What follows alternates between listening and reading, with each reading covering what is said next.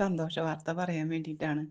എൻ്റെ മോൻ എന്നെ താഴെയുള്ള മോനായിട്ട് തെറ്റിയിട്ട് മൂത്ത മോൻ വീട്ടിന്ന് പോയിട്ട് വേറെ താമസിക്കുകയാണ് അവൻ.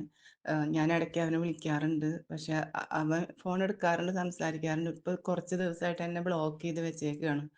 കോളും ബ്ലോക്ക് ചെയ്തേക്കാണ്, വാട്സാപ്പും ബ്ലോക്ക് ചെയ്തേക്കാണ്. പക്ഷെ ഞാന് ഹോപ്പോപ്നോ മെഡിറ്റേഷന്റെ ഇത് ഞാൻ ഇന്നും ഇപ്പൊ എഴുതാറുണ്ട്. ബന്ധങ്ങളുടേല് ഞാൻ ചേർന്നിട്ടുണ്ടായിരുന്നില്ല. പക്ഷെ എന്നാലും നമ്മൾ മണിയുടെ മെഡിറ്റേഷന് ആ മണീനെ മാറ്റിയിട്ട് അവിടെ അരുണേ മോനെ എന്ന് വിളിച്ചിട്ട് ഞാൻ പ്രാക്ടീസ് ചെയ്യാറുണ്ട്. ഇപ്പൊ 2-3 ദിവസമായിട്ട് ഞാൻ എന്നും എഴുതാറുണ്ട് രാത്രി. ആ ഹോപ്പോപ്പനയുടെ ഇത് ഞാൻ എഴുതാറുണ്ട്. എന്നിട്ട് ഇന്ന് രാവിലെ ഞാൻ എൻ്റെ ജപവും പ്രാർത്ഥനയൊക്കെ കഴിഞ്ഞിട്ട് ഇപ്പോട്ടാ ഈ സമയത്ത് 7 മണിക്ക് ജപം പ്രാർത്ഥനയൊക്കെ കഴിഞ്ഞ് ഞാൻ അടുക്കളയിലേക്ക്, എനിക്ക് കാറ്ററിങ്ങിന്റെ പണിയാണ്. അപ്പൊ സമയം വൈകിയല്ലോ എന്ന് വെച്ചിട്ട് വേഗം വന്ന് പണികൾ എടുക്കാൻ തുടങ്ങുകയാണ്. മനസ്സിൽ സാറിനോടാണ് വർത്താനം പറഞ്ഞുകൊണ്ടേ ഇരിക്കുന്ന ഓരോരോ കാര്യങ്ങൾ, അനുഭവങ്ങളുള്ളത് വർത്താനം പറഞ്ഞുകൊണ്ടേ ഇരിക്കുക മനസ്സിൽ. ആ സമയത്ത് ഫോൺ വന്നു. ഫോൺ എടുത്ത് നോക്കിയപ്പോൾ അവൻ മോനാണ്, മൂത്ത മോൻ. അവൻ വിളിച്ചിട്ട് പറഞ്ഞു, അമ്മ ഒന്ന് പുറത്തേക്ക് വായോ എന്ന് പറഞ്ഞു.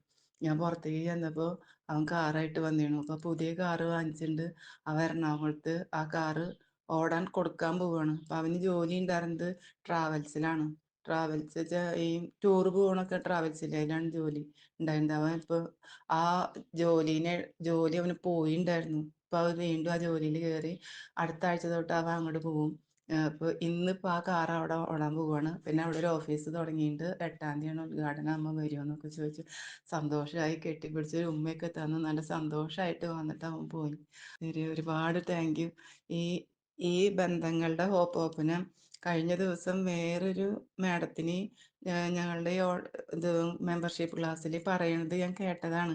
അത് അവരുടെ ഫ്രണ്ട് അവരുടെ അടുത്തേക്ക് വന്നു. പിന്നെ ഇതൊരു ഏട്ടൻ അവരെ വീട്ടിൽ വന്നിട്ട് ഭക്ഷണം കഴിച്ച് പോയി എന്നൊക്കെ. അപ്പോഴാണ് ഞാനും ഇത് എഴുതി തുടങ്ങിയത്. 3-4 ദിവസമായിട്ടുള്ള എഴുതി തുടങ്ങിയിട്ട് ഇന്നലേക്ക്. ഇന്നിപ്പോൾ അവൻ വന്നു. എനിക്ക് ഭയങ്കര സന്തോഷമായി.